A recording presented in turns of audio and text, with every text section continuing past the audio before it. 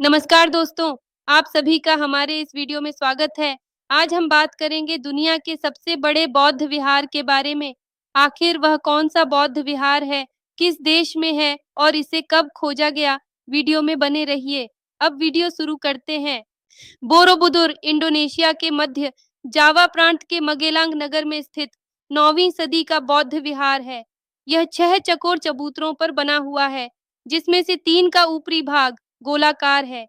यह 2669 शिलालेखों और 504 बुद्ध प्रतिमाओं से सजा हुआ है। इसके केंद्र में स्थित प्रमुख गुंबद के चारों ओर स्तूप वाली 72 बुद्ध प्रतिमाएं हैं। यह विश्व का सबसे बड़ा बौद्ध विहार माना जाता है।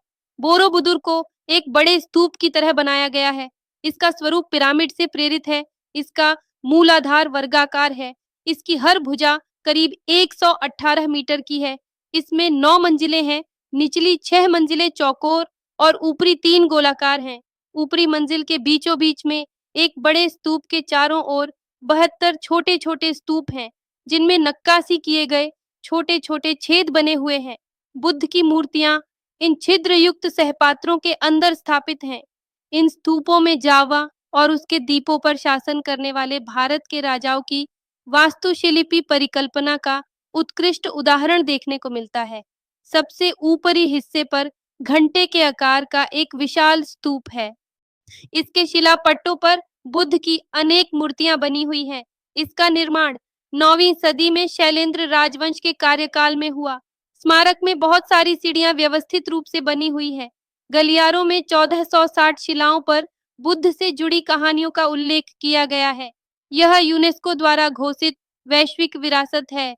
जालीदार छिद्रों वाले इन प्रत्येक स्तूपों में तथागत बुद्ध की धम्मचक्र प्रवर्तन मुद्रा में स्थित मूर्तियां उकेरी गई है।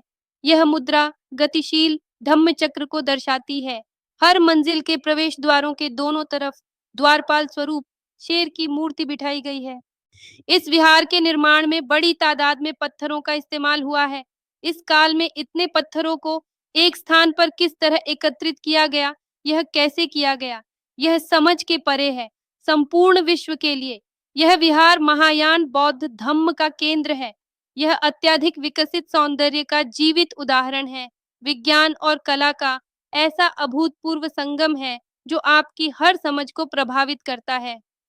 इसके एक-एक पत्थर आपसे संवाद साधने की शक्ति प्रतीत होते हैं। बोरोबुदुर, यह शब्द 2 शब्दों के जोड़ से उत्पन्न हुआ है। बोरो अर्थात बड़ा और बुदुर अर्थात बुद्ध यानी बड़ा बुद्ध। जावा प्रदेश के भाषा में बुदुर का एक अर्थ पर्वत भी है।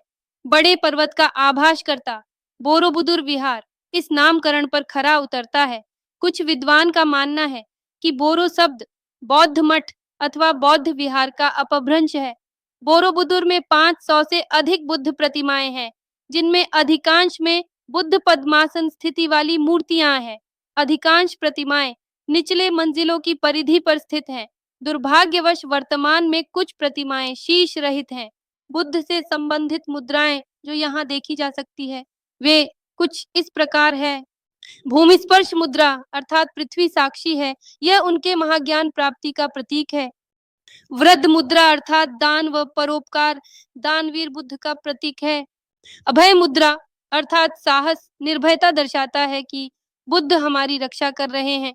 ध्यान मुद्रा अर्थात एकाग्रता और ध्यानमग्न बुद्ध।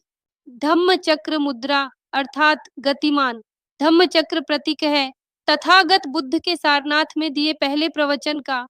वितर्क मुद्रा अर्थात तर्क और पुण्य तर्क का दूसरा पहलू जो बुद्ध आपके समक्ष प्रस्तुत करते हैं। बोरोबुदुर बौद्ध विहार संभवतः 800 ईस्वी के लगभग स्थापित हुआ था। उस समय मध्य जावा में शैलेंद्र राजवंश के तहत श्री विजय का साम्राज्य था। इसके निर्माण का अनुमानित समय 75 वर्ष है।